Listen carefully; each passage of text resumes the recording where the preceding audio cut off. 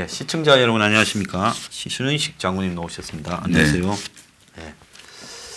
자, 녹화는 금요일 날 아침에 보니까 이제 북한이 그냥 그 금강산 관광에서 뭐 잘해보자, 뭐 빨리 해라, 뭐 이런 게 아니라 아예 그냥 손 떼고 나가라고 지금 최후 통첩을 했습니다. 좀 어떻게 보십니까? 그러니까 이제 사실은 한국에 대해서 우리가 이제 뭐 북쪽에서 계속 비난을 해왔던 어제 오늘 일은 아니지만은 최근에 비난하는 것은 상당히 좀 의미가 틀려요. 그러니까 이제 과거는 그냥 관례상 우리를 늘 비난하고 사실은 그 뭐 수사적 비난에 불과했는데 지금 굉장히 이제 여러 가지 다른 행동을 포함한 여러 가지를 한단 말이죠. 근데 이것은 한국에 대해서 이미 더 이상 북한은 가치가 없다. 이게 또 비슷하게 뭐 러시아 항공기, 중국 항공기, 캐디저 침공하고 올해 일어난 일들을 보시면 정말 여러 가지 대한민국의 존재를 거의 투명인간 취급하지 않습니까? 네. 자, 이게 가장 좀 이따 이야기도 나오겠지만 한미동맹이 멀어지고 한미일 안보협력 구도가 멀어질수록 한국은 점점 투명인간의 세계로 접어든다.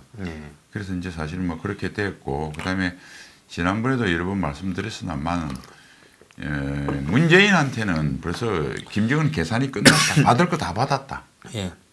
그리고 이제는 네가 나한테 줄 것도 없고 너는 잡아놓은 물고기라 내가 시킨 대로 하면 되는 입장이지 탈북자 북송시키라면 북송시키고 한박도에 설치하면 그대로 뭐 너는 보고만 있고 뭐 다 들어주니까요. 그러니까 더 이상 뭐 끝났는데 단지 네가 찝찝하게 이런 걸 들어주는 대신에 내가 마치 지분이 있다. 그래서 나하고 트럼프하고는 비핵 평화쇼에 한번 끼워보겠다고 하지 마라.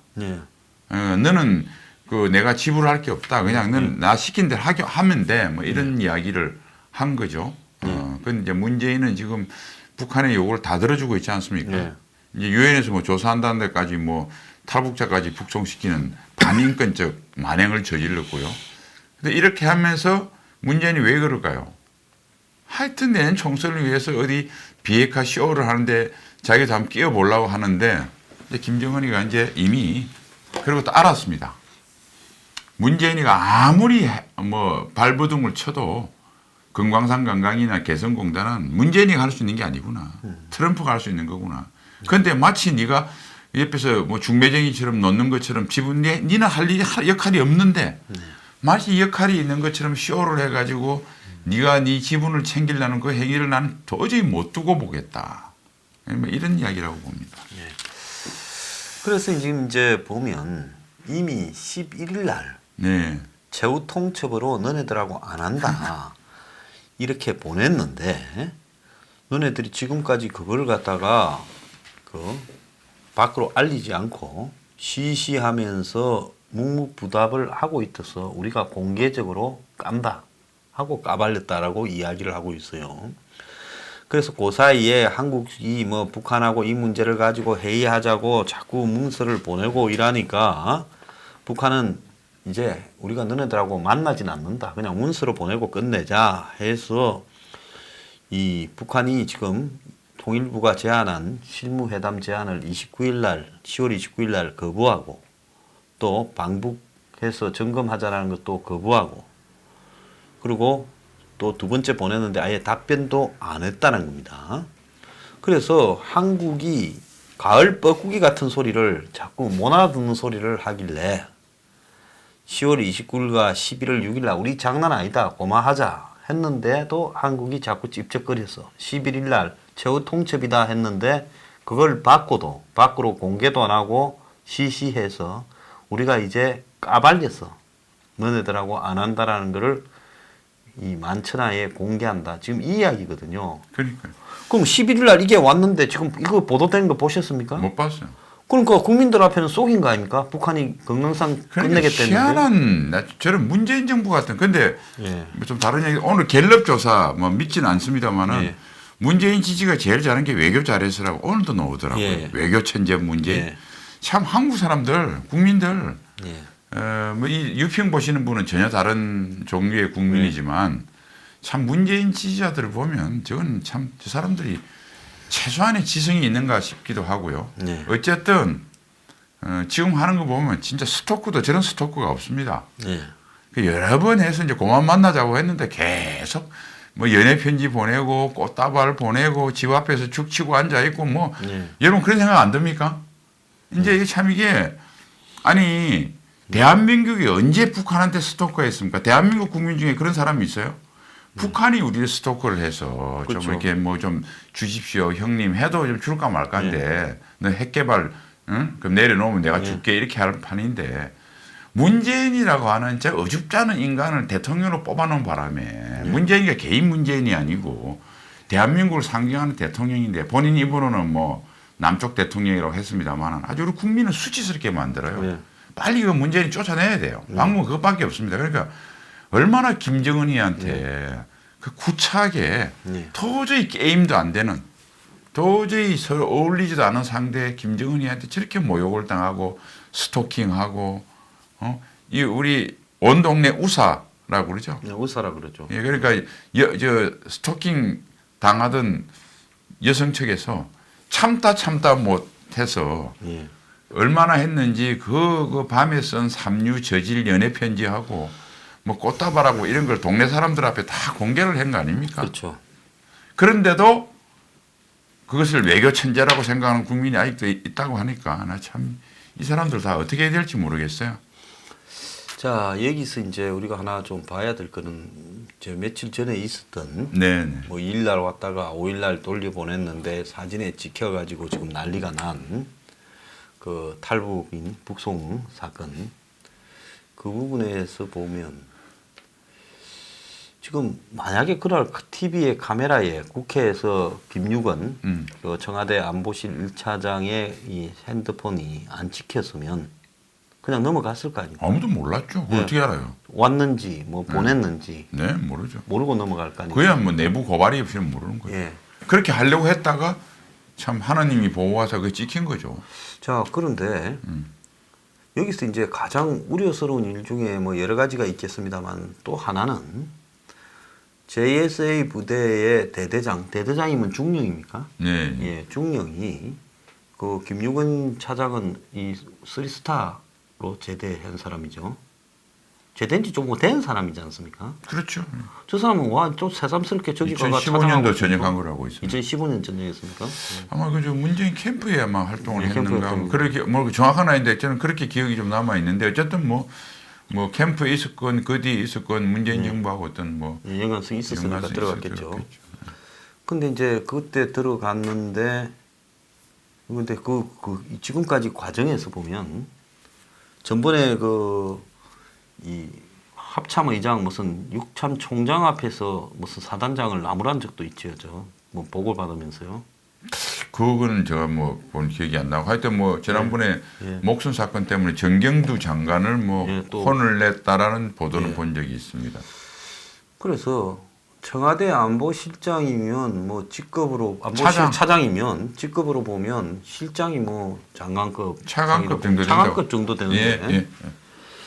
근데 JSA의 대대장이 이 북송을 하는 부분을 군의 개선 라인으로 그러니까 JSA 대대면 그게 뭐 특별하고 보더라도 그 상급 부서가 어디입니까? JSA 상급부는 1사단장이죠. 1사단장이죠. 그럼 1사단장이고 그다음 1사단 위에는 1군단장입니까? 예. 그렇게 해가지고 3군사령관 뭐 합참의장, 합참의장 훈련계통이니까 합참의장 개선 라인으로 그래서 지금 돌려보내니까 뭐 이걸 연다가 아니라 정경두는 모르고 있다가 그거 이제 나가고 난 뒤에 한 좀시 뒤에 정경두한테 쪽지가 이렇게 전달 그것도 또 사진에 찍혔어요. 3시 12분에 뭐 돌려보냈습니다 하고 그러니까 이게 무슨 이 국방장관은 모르는 사이에 그 판문점에 분계선이 열려서 이 탈북인을 북송시키는 일이 벌어진 거 아닙니까? 그럼 뭐 이렇게 안 됐겠습니까? 이제 아마 해상으로 했으면 그 해군이 접촉한 게 아니라 해경이 아마 접촉을 했겠죠, 그죠? 해군이 접촉했으면 군에서 알을 텐데. 근데 처음에 걔들이 뭐 잡기가 어렵다고 계속 내려오기만 하고 잘 이렇게 안 된다고 특수부대를 투입해서 납포를 했다 그런 말까지도 했거든요. 그러니까 왔다 갔다 경위가 되는지 모르겠어요. 근데 이제 그 뭐 해경이 했고 뭐 특수부대 했고 다 어쨌든 해경이 했을 가능성도 있고 해경도 특수부대가 있으니까 네, 그렇겠죠. 그 어쨌든 했는데 합동 신문에 군이 안 들어간 거는 안 들어갈 수가 없는 건데 안 들어갔다고 하는 이야기는 뭐 또 이렇게 나오고 있고요. 근데 보통 보면 현지에 무슨 해경 그게 사무실이나 이런 데서 지역 합동조가 근데 합동하고 중앙 합심조가 있는데 예. 지역 합심에는 이제 지역의 경찰, 예. 그다음에 이제 보안사 국정, 기무사는 반드시 예, 들어가야 기무사 되고 들어가고. 정보사무, 정보부대 이래도 해가고 중앙은 이제 합동신문조라고 아까 그 기간에 메인 중앙 팀들이 나오거든요. 근데 최초 합심 이제 군계통이 안 들어갔다는 이야기도 있고. 근데 얘들이 현장에서 조사를 안 받고 중앙으로 바로 갔대요. 그리고 해서 중앙에서도 이 정보사나 이쪽이 군에서 뭐 안 들어갔다가 포함이 안 됐다고 그러더라고요. 근데 중앙으로 갔는데도 또 군은 빼버리고. 그러니까 아마 정경두 쪽에는 이야기를 국방부는 안 하고 예. 뭐 통일부나 국정원하고 이렇게 해서 예.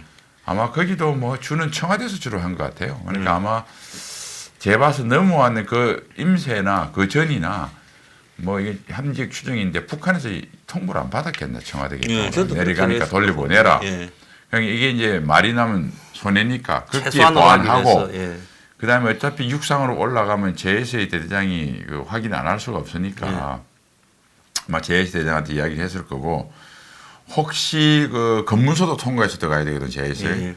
그러니까 이제 어떤 무슨 뭐 차량으로 가려고 그러면 한 1사단장 정도한테는 일체 아무한테도 알리지 말고 위에도 보고할 필요 없다. 내가 다 알아서 할 테니까 해서 요거는 뭐 김육원 차장이 직접 나서서 이렇게 이 지시를 받아서 했겠죠. 그리고 이제 뭐 정경두는 뭐 알았다 하더라도 모른 체 했겠지만은 일단 몰랐던 걸 맞는 것 같습니다. 뭐 그렇게 해서 이루어졌는데 제가 참 이걸 보면서 그 사진이 안 찍혔으면 참 어떻게 했을까라는 생각 하나 하고 두 번째는 이번뿐이었겠느냐. 그렇죠. 그렇게 생각이 들더라고요. 그동안 뭐 북한이 저 정도면 기순자들이 있었을 거고 또 혹시 고위직 중에 왔을 때 우리 태영호 공사 이런 것처럼 이미 공개가 되고 전 정부에서 이렇게 박근혜 정부 때 하니까 괜찮았지. 만약 태영호 공사 같은 사람이 지금 넘어왔으면 저는 그냥 잡아가지고 북한에 넘겼을 거예요. 네, 그랬을 것 같습니다. 그러니까 지금 문재인은 인권 변호사뿐만 아니고 대한민국 우리 헌법 3조에서 우리가 북한 주민도 대한민국 국민이지 않습니까? 그죠? 그러니까 우리 국민. 그다음에 우리가 다 국제법적으로 북한처럼 저렇게 정당한 재판이나 수사를 받을 수 있는 나라한테는 절대 인도를 하면 안 되잖아요. 안 되죠. 국제 협약도 지키고 우리 헌법도 어기고 그다음에 법을 떠나서 인류의 보편적인 가치인 인권이나 생명 존중 이런 아무것도 없는 사람이에요. 악마예요, 악마. 그런데 저런 사람을 대통령으로 뽑고 아직도 지지하는 국민이 지금 제가 뭐 여론조사 다 믿지는 않지만 그래도 아마 40% 30, 40% 될 거 아닙니까? 자, 우리나라 국민들은 이 정도 상태면요. 지옥을 경험해봐야 정신을 차릴 것인가 하는 이런 생각도 들고 저는 문재인이라는 인간하고 그를 지지하는 인간들을 보면 분해서 잠이 안 와요. 이번 사건들 보니까. 자, 그런데 우리가 이 부분에 조금 몇 가지를 이런 부분을 집요하게 물고 늘어져가 어떤 형태로든 이 부분에서 이 민주주의 정권으로 있을 수 없는 일이 벌어졌다 해서 이게 이제 문 정권의 죄악상 하나로 명확하게 기록을 남기는 것이 중요하지 않겠습니까? 그렇습니다. 이런 이미 이렇게 돼버렸다 하더라도요. 자, 근데 이제 여기서 중요한 부분은 지난번에 이제 노크 기순했던 사람들도 그때 보면 4명 왔다가 2명은 남고 2명은 돌려보내는데 그것도 좀 많이 석연찮지 않았습니까? 그때는 이제 제가 이제 그때는 분명히 2명은 또 기순 의사를 밝혔어요. 역대 정부에서 솔직히 뭐 탈북자들 다 가지고 기순자 정확하게 물어서 마지막에 확정을 하면 인도적 차원에서 본인 의사를 다 존중했습니다. 일본 정부처럼 이렇게 한 정부는 없어요. 같아요. 또. 진짜 이거는 뭐 분명한 건데 북한의 눈치를 이거 가지고 본 정권은 문재인 정권처럼 노무현 정부 때도 이건 안 했어요. 그랬을 것 같습니다. 그러니까 문재인 정권은 우리가 경험한 정권과 완전히 다른 거의 김정은이한테 맹종하는 정권입니다. 저는 그건 뭐 확신해요. 자, 그렇다면 그때도 보면 2명이 뒤늦게서 뭐 만약에 4명이 내려왔는데 2명이 의견이 갈렸으면 안에서 난투극이 벌어졌을 수도 있고 그런데 그 다 4명이 평온하게 내려왔다가 2명이 기순 의사를 밝혔댔던 나중에 올라갔다지 않습니까? 그 목선. 네, 목선 그때. 예. 그때도 석연찮았거든요.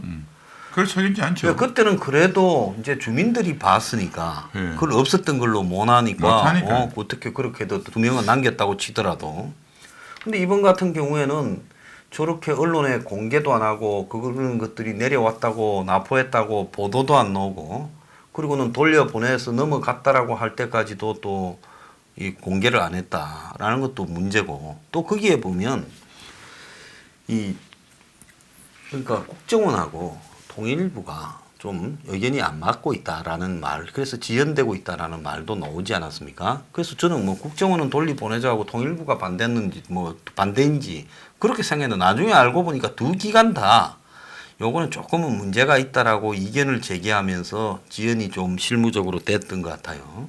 그러면 문 정권의 국정원이나 통일부까지도 이 문제에서 조금은 이견이 있다라고 실무적으로 말할 정도였으면 이게 사실 보통 심각한 부분이 안에 들어 있는 게 있을 수 있지 않겠습니까? 그렇습니다. 예. 아까 참 황 소장님 말씀 똑똑 기준에서 제가 2012년 똑똑 기준하고 여기, 목소나 착각해서 목소는, 했는데 하여튼 이제 목소는 음수점 좀 있고요. 하여튼 문재인 정권 이전에는 제일 중요한 게 개인의 의사입니다. 개인의 의사를 존중해 주게 돼 있고 그 개인의 의사를 기록으로 다 대고 확인이 되거든요. 만일 공개가 안 되더라도 그 기록으로 남아있는 기록이 나중에도 문제가 되면 개인이 가기 싫은데 보내면 이거는 인도적 범죄에 해당돼 가지고 그 사람은 도저히 뭐 살아갈 수가 없거든요. 그래서 그럴 텐데 아마도 제가 봐서는 본인이 완강하게 이번 털썩 주저앉았다는 걸 봐서 지난번 목선 기수는 그래도 뭐 자기가 당당히 걸어갔잖아요. 그 이분은 뭐 안대까지 씌우고 다 한 거로 봐서 완전 묶어가지고 이거는 완전히 그냥 개인의 의사에 반하는 건데 그러니까 아무리 저쪽이라도 그 담당하는 실무자는 자기가 덮어 쓰기 싫어서 근거를 남겨놨을 겁니다. 공무원이니까. 그럴 것 같아요. 나는 이거는 분명히 인도적 차원에서 반대를 했다. 그런데 이제 결국은 제가 봐서 이제 김유건이하고 정의용이가 당신들은 이제 반인권 범죄자로 우리 국내뿐만 아니라 국제법적으로 인생은 끝났다고 봐요, 둘이는. 앞으로 얼마 안 남은 문재인 정권 하에서 마음껏 즐기세요. 종말이 멀지 않았으니까. 근데 여기서 이제 그럼 어떻게 이 사람들이 뭐 정부 주장대로 살인을 16명이나 하고 도망갔다는 걸 알았느냐 하니까 감청을 했다 했거든요. 자, 그리고 전문가시니까 아시겠지만은 감청을 했다면 저 녹취가 돼 있을 거 아닙니까? 그럼 공개 녹취 없는 감청이 있겠습니까? 그리고 예를 들면 감청하다 보면 민간인 것도 좀 있을 수 있지만 우리가 이렇습니다. 뭐 이거는 또 뭐 일부 영화도 나오고 공개도 됐으니까 그 뭐 CIA도 그렇게 한다는 거 아닙니까? 이 많은 통신 첩보를 다 할 수 없으니까 핵심 키워드를 한다는 거. 그러니까 그 말이 들리면. 그러니까 이제 우리 군에서 하는 것들은 군사 키워드를 해서 예를 들어서 민간 선원들끼리 싸움하는 것까지 그걸 다 풀로 기록이 감청이 안 되고 그렇겠죠. 뭐 군사 미사일 예를 들어서 뭐 군에 관계되는 거 이렇게 하고 또 국정은 일반 정부도 하고 뭐 이렇게 할 거예요. 그런데 그 뭐 배 타고 나와서 지들끼리 좀 싸웠다 치더라도 그거에 감청도 안 돼요. 예를 들면 전화로 싸우면 감청이 되는데 말로 싸우는 걸 어떻게 감청을 합니까?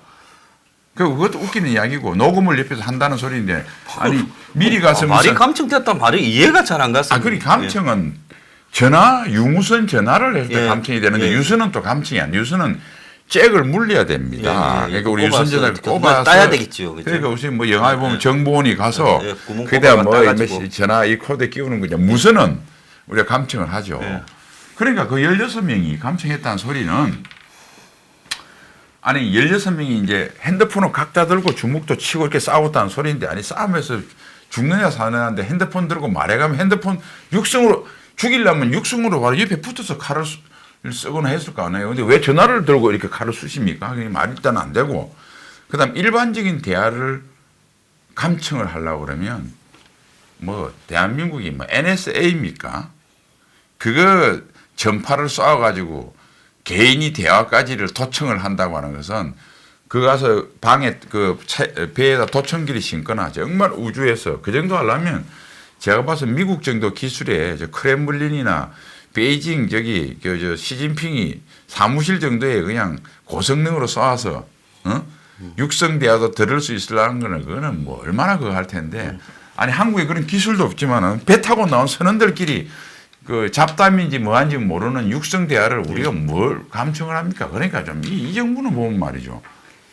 하여튼 거짓말을 해도 택도 없이 하는데 근데 이게 문제는 우리 국민이 외교 천재라고도 믿어주니까. 자, 그런데 하나 마구잡이를 하는 거예요. 아무 말 대잔치예요, 진짜. 자, 동해 김체 강이 위치가 어디쯤에 있습니까? 동해 김책항이 예. 원산 근처 아닙니까? 원산 근처 밑에 바로 이제 바로 김책이죠. 한데 그 아닐 겁니다. 예. 그러면 김체강에서 LLL까지 나오려면 거리가 제법 되지 않습니까? 한 80km, 아, 그럼 되죠. 100km 정도 되건데요. 예. 근데 저 목선의 그거 수준으로 봐서는 저게 통통통통 해갖고 그야말로 기어갈 건데 그 항구에 들어갔는데 한 명이 잡혀서 두 명이 그냥 배를 타고 있다가 바로 나왔다는데 그러면 통통통통 가는데 북한에도 캐속선이 있을 거 아닙니까? 그러면 한 명을 잡았어. 나머지 두 명은 어디 갔냐 하면 두 명은 배에 있다 하면 배로 잡으러 와서 배가 떴다 하면 북한의 캐속선이 잡으러 와갖고 경비전이 금방 오죠. 30나트 속도. 예, 그 NLL 오기 전에 벌써 낚아채가지고 뭐 가라앉히든지 잡아가든지 했을 건데 어떻게 남쪽으로 올 때까지 북한이 쫓아오지도 안 하고 남쪽으로 넘어올 수 있었는가? 그러니까 그것도- 문재인 정부가 뭐 설명하는 거는 예, 초등학생이 들어도 말이 안 맞는 거예요. 옛날에 뭐 9.19 군사합의부터 지금까지 이루어진 거. 예. 그러니까 지금도 그렇지 않습니까? 그렇죠. 김정은이가 핵 포기 안 했다는데 평화가 왔다 그러고 뭐. 네. 최근에 또 정의용이 ICBM 가지고 햇소리하고 예. 테를 가지고요. 예. 이동식 그런데 가서, 예. 우리 국민이 문재인을 지지하는 소위 문재인 지지자들은 아무 말이나 예. 1 플러스 1이 10이라 그래도 맞다 그러고 저 여자가 있는데 저거 남자라고 그래도 저거 맞다 그러고 예. 뭐 조국 수호한다 해서 자꾸 그러니까 예. 그냥 딱 그 문재인은 자기 지지자만 보지 않잖아요. 예. 사람이 우선이라는 그 사람은 문재인하고 김정은 지지자만 사람을 보는 거 아닙니까? 그렇죠. 그러니까 그 사람은 아무 말을 해도 믿어주니까 예. 그냥 뭐 아무 말 대잔치를 하는 거예요. 예. 그러니까 이번에도 보면 최소한 예.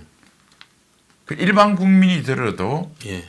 한두 개는 그럴 수도 있겠다는 최소한의 생각은 예. 혹시 들도록 해야 되는데 도저히 앞뒤가 안 맞는 이야기예요. 예. 완전한 거짓말이죠. 거짓말도 좀 하려고 그러면 예.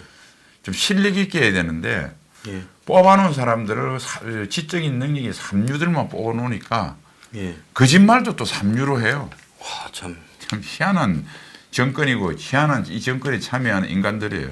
그 북한의 지도상으로 보니까 김체강이 함경북도에 속하네요.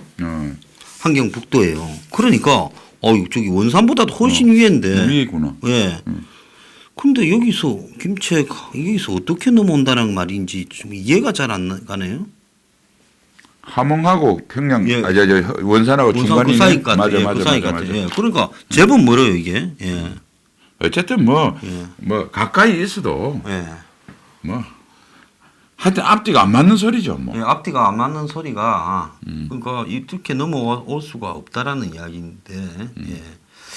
자, 그러면 지금 이번에 이 일은 어쨌든 한국당이 네. 지금 국정조사를 해가지고 이 관련된 인물들을 국회로 출석을 시켜서 방송 카메라 앞에서 진술을 하도록 만드는 게 지금 핵심 아니겠습니까?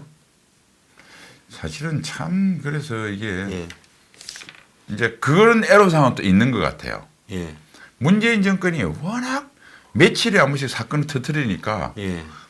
이제 이 참 아이러니한 건데 예. 한국당도 뭘 물어야 될지 모르는 것 같아요. 매일 물고 하면 또 다음날 다른 게 생기니까 따끈따끈하다 보니까 한국당도 예. 애로사항이 많은 것기는 많은 것 같아요. 예. 이게 역으로 문재인이 하도 그에 만해서 예. 그런데 이제 국제적인 폭발력이 있는 예. 거죠. 선별해서 한국당 내에 좀 이런 뭐 전략팀이 있는지 없는지 예. 모르겠던데 혹시 있다면 아니면 예. 지도부들하고 상의를 해서 예. 몇 가지 사항을 물어야 되는데 이번 사건은 한박도에 관련된 우리 영토에 관련된 이 헌법적 의무를 바로 위반한 거거든요. 그러니까 딱 이렇게 보시면 됩니다. 문재인 정권의 탄핵을 정당화시킬 헌법적 의무의 위반, 그 내후 외란이나 군사상 적을 이롭게 하는 경우는 대통령이라도 재직기간 형사상 소추를 받을 수 있거든요. 그러니까 문재인이가 2년 반 남았으니까 2년 반 이전에라도 법적으로 탄핵 소추할 만한 근거가 되는 사건들. 그러면 이제 딱 그렇게 되면 아까 말한 뭐 정재윤이 이런 것부터 시작해서 그러니까 일반 그 뭐 조국같이 뇌물 스캔들 같은 거는 검찰한테 맡기고 그 몇 번 거는 형식 뭐 한두 번 정도 대변인 성명 정도 하고 상임위에서 좀 질문하고 하면 되고 진짜 당력을 모아할 것은 그거 하나 하고 그다음에 이번처럼 헌법 의무와 국제적으로 인권에서 이게 난리지거든요. 그러면 이거 유엔에서도 벌써 조사 들어왔다는 거 아닙니까? 이거는 반드시 물어야 돼요. 특히 이제 북한 인권과 인권에 관련된 거는 왜 이슈가 좋으냐면 두 번째 이슈가 우리가 지금 굉장히 불안해하고 있는 국민들이 혹시 한미 관계가 문재인이 저렇게 어긋장을 놓는데 정말 1950년 에치슨 라인처럼 또는 1949년 6월 말 주한미군이 4만여 명이 떠나고 6.25가 그거 떠나고 6개월 후에 에치슨 라인 되는 바람에 전쟁 난 거 아닙니까? 그러니까 한미동맹이 완전하게 결별이 되거나 혹시 트럼프라는 인간이 한국 대신 북한 김정은이하고 뭐 딜을 할 수가 있잖아요. 이게 제일 우리가 걱정이잖아요. 그러니까 북한 인권을 공격하면 절대 한미동맹은 별개로 좀 깨질 수 있지만 최소한 트럼프가 대한민국을 버리고 북한을 선택할 수 있는 가능성은 거의 없어요. 그걸 막을 수는 있죠. 대선 국면에서. 그리고 지금 그 특히 트럼프가 코너에 몰려 있는데 트럼프의 정적에 해당이 되는 공화당의 일부 사람들하고 이제 민주당 전체는 인권을 굉장히 중시를 하는 거예요. 그래서 지난번에 사실 하원 그 우리 뭐 세미나 그 K-팩인가 뭐 공동정책위원회하고 뭐 했을 때 engel 위원장이 민주당 거이잖아요. 하원 위원장이 북한 뭐 한미동맹 주한미군을 하면 안 된다고 한 이유 그 사람들 근저에는 그렇게 돼버리면 북한이 인권 참화국인데 인권을 참화하는 독재 국가는 반드시 침략적인 본성을 드러내고 있다. 잠깐 홀로코스트가 이럴 수 있기 때문에 또 중요한 거예요. 그래서 이 두 가지는 좀 집중하기 바랍니다. 그리고 문재인을 재직 기간이라도 내후외란 탄핵을 시킬 수 있는 법적 근거가 되는 사건, 연기를 할 수 있는 사건, 그다음 인권 문제와 같이 해서 대한민국 안보에 오히려 어떤 디딤돌이 될 수 있고 또 문재인 정권의 국제적인 위상을 환기를 시켜서 문재인이가 대한민국을 파괴하는 행위를 국제사회에서도 브로킹을 할 수 있는 도움을 하면 이 두 가지 사건에는 당력을 집중을 시켜야 되고요. 그다음에 국제사회에서 그렇게 되면 자유한국당이 자동적으로 우선 우리 국민들한테 이름값 하대로 자유하고 한국을 지킨다. 헌법을 지키는 거죠, 결국. 헌법적 가치를 지키는 정당. 국제적으로도 인류의 보편적인 가치인 인권, 자유민주주의 이런 것들을 존중하는 이러한 정당이라는 걸 할 때면 참 기회인데 뭐 잘 열심히 좀 잘 살려주시길 기대합니다. 저는 제가 봤을 때 문재인의 가능하든 가능하지 않든 그 탄핵이나 문을 퇴진시키는 부분에서의 주요 명분에서는 기본적인 그 대한민국의 가치, 헌법 정신 위반, 또 그 문재인의 그 이 반인권적 행태 이런 부분들이 중요한 사유가 될 수 있다고 봅니다. 뭐 그렇죠. 경제 실정을 했거나 뇌물을 받거나 이런 것보다 훨씬 더 핵심적인 그거는 가치라고 사실은 형사상 소추가 안 돼요. 일반 범죄는 솔직히. 그러니까 말입니다.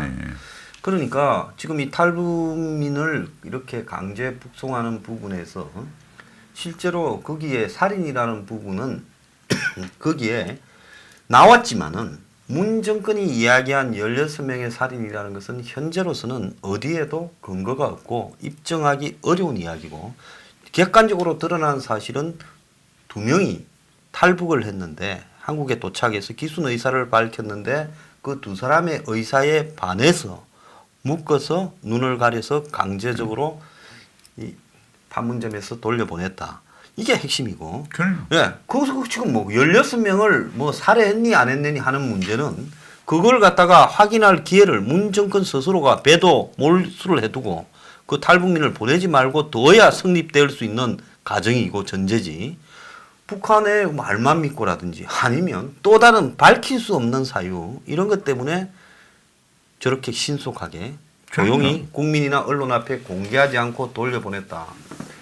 지금까지 저렇게 탈북민이 나왔는데 공개 안 하고 돌려보내는 은 없었지 않습니까? 적어도 알려진 거는요. 그렇죠. 그러니까 문재인 정권 이전에는 저를 없었다 확신을 해요. 예, 왜냐하면 제가 군생활 동안 모든 저런 합신이 되고 예. 결과가 하는 과정을 옆에서 지켜본 결과로서는 제가 양심껏 이야기하길 때 그런 경우는 없었다고 보고 예. 제가 경험하지 않았을 때 혹시 그런 일이 있었는지 모르겠지만 아마도 제가 십몇 년간 중간중간 랜덤하게 계속 직책마다 들어갔기 때문에 없었던 건 확신을 하는 거 하고 문재인 정부 때는 제가 어떻게 이루어진지 모르겠습니다. 저는 2016년 1월 31일 박근혜 정부 때 전역을 했기 때문에 자 그다음에 방금 이제 황 소장님 말씀하셨는데 뭐 헌법적 대통령의 의무가 많은데 이게 지금 국민에 해당되는 거는 이게 생명권이거든요. 네, 그렇죠. 우리 국가가 보장해줘야 될 국민의 중요한 권리가 크게 보면 생명, 제일 중요한 게 생명권, 그다음 재산권, 행복 추구권 아닙니까? 그런데 행복 추구권 같은 경우는 이 해석에 명확하게 딱 안 떨어지는 게 맞아요. 재산권은 뭐 세금도 올리고 이거는 뭐 재산권의 침범을 볼까 하는 것도 좀 애매한 구석이 있어요. 근데 생명권은 너무나 뻔한 겁니다. 너무 뻔한 거죠. 아니 한박도에 이북 땅이든 한국 땅이든 그것도 지금 이제 감사원에서 감사를 한다는데 면죄부만 줄지 모르겠습니다만은 지난 국회 알아보니까 합의해서 3개월 동안 감사원에서 감사한대요. 뭐 왜냐하면 국방부가 뭐 이 군사실 보호구역까지 지정해놓고 우리 땅이 아니라고 그러니까 좋습니다. 그거는 뭐 기다려 보면 되고요. 그러나 이제 북한 땅이든 우리 땅이든 NLL 같은 지역에 이렇게 군사시설 설치했는데 이거 수도권 2,500만의 생명권을 경시한 거예요. 그러니까 요거는 좀 범위가 광범위하잖아요. 그리고 그거에게 생명권에 해당되는 설명이 좀 필요할 텐데 이 북송시키는 거는 설명도 필요 없어요. 이거 뭐 딱 떨어지는 부분. 이런 걸 현장범이라고 그러잖아요. 현장범죄입니다. 현재 현행범. 현장에서 현행범이잖아요. 그러니까 지금 문재인은 국가가 국민한테 가장 중요하게 보장해 줄 게 생명권인데 생명권을 정면으로 위배한 그러니까 대한민국 헌법 중에서 우리 국민들이 보호받아 줄 가장 중요한 권리를 아예 대놓고 저걸 위태롭게 한 겁니다. 저는 뭐 이것만 가지고도 문재인은 탄핵 때도 뭐 100번, 1000번 탄핵시킬 수 있다고 봐요. 그래서 지금 이 문제를 이미 뭐 고소 고발한 단체도 있습니다만은 그거는 이제 이 적극적으로 신속하게 대응한 부분이라고 보고 저는 그 우리 사회에서 보수 단체들 중에 뭐 변호사분의 단체 또 군인 장성분들의 단체 여러 단체가 있으니까 힘을 모아 가지고 이걸 갖다가 논리적으로 정치적인 논리와 또 법적 논리로 제대로 된 문에 대한 고발 문안을 갖다가 접수시키고 또 그 접수된 부분이 한국당이 국회에 가서 이 부분에 대해서 국정조사를 요구하고 만약에 거기에 응하지 않으면 그때는 탄핵을 이 사안만으로도 문을 저는 탄핵할 수 있는 소지가 충분하다고 보고 있습니다. 그렇게 해서 이걸 갖다가 정치적으로 정리를 해놔야죠. 아주 동감을 하고 제일 가장 힘 있는 게 뭐니 뭐래도 자유한국당입니다. 보세요. 한국당이죠. 그럼 이제 뭐 이게 제가 뭐 더 정치를 잘하시는 분이니까 뭐 제가 좀 말씀드리기 그렇습니다만은 지금 이제 자유한국당이 쇄신 뭐 통합한다고 하는데 통합은 그냥 만나는 거다. 이게 얼마나 좋은 계획입니까? 그러니까요. 자 이게 대해서 뭐 헌법적인 것도 없고 인권적인 당위성은 당연히 나올 거고 자 여기서 자유한국당이 나서서 고소도 하고 이제 뭐 국정조사 투쟁을 하려고 한다. 여러분 힘을 좀 모셔주쇼. 그럼 정치권 내에서도 뭐 바른미래당 중에서 이제 유승민 계열도 올 수 있고 뭐 하여튼 뭐 초당적으로 한다 해서 딱 모으고 그럼 단체도 안 모으면 우리 대수장도 갈 거고 뭐 예를 들면 하다못해 정가원 목사한 팀도 갈 수도 있고요. 뭐 변호사팀, 그다음 탈북자 단체 뭐 이렇게 전체로 모아서 이걸 같이 투쟁합시다. 그렇게 하면 그런 과정을 통해서 신뢰가 쌓이면 나중에 정치적 통합은 나중에 좀 해도 되지 않는가. 그래서 문재인 정권이 아까 첫 번째, 두 번째에 해당되는 이슈별로 자유한국당이 그래도 뭐 제일 큰 플랫폼을 갖고 있으니까 좀 이렇게 좀 하면 나라 위해서 좋고 나중에 자유한국당이 통합을 해서 그 중심에 설 때도 좋은데 글쎄요 뭐 하는지 안 하는지 모르겠는데 여태껏 계속 그걸 안 하는 걸 봐서 앞으로도 할 수 있을까라는 의문이 좀 들고 그런 면에서 좀 혹시 이 유평은 좀 비판을 많이 하시니까 잘 안 보실 것 같은데 혹시 보시게 되면 당 지도부에 좀 올려주세요. 그래도 다 숨어서 봐요. 그래? 그래? 또 시킨 거를 시간차로는 하더라고 한참 있다가. 그럼 잘 됐네. 그리고 혹시 숨어서 보시는 자유한국당 관계자 여러분 이번 기회를 놓치지 말고 하고요. 이번 기회에 또 자유한국당이 통합의 중심에 설 수 있는 계기로 하면 일거양득이지 않습니까? 예, 그렇게 생각합니다. 자, 말할 때 제깍 좀 하세요. 한참 뒤에 하지 말고. 한참 뒤에도 안 하는 경우도 있어요. 저 요즘 보면 무슨 뭐 저기 컨닝하는 사람 많더라고요. 그 저기 황교안이 그 유승민이 둘 다 백이종군에서 출마하라 했더만 조선 동아가 또 그러고 뭐 또 패스트트랙 통과시키면 전부 다 총사퇴 투쟁을 하라는 것도 한참 있다 나경원이고 또 나경원이하고 황교안이하고 그 불려갈 일이 있으면 제가 몇 달 전에 그랬죠. 내가 다 했다 해라 먼저 가서. 근데 그것도 또 이제서 뒤늦게 하고 항상 타이밍이 안 맞더라고요. 자 어쨌든 오늘 1부 마치겠습니다. 예. 감사합니다. 네.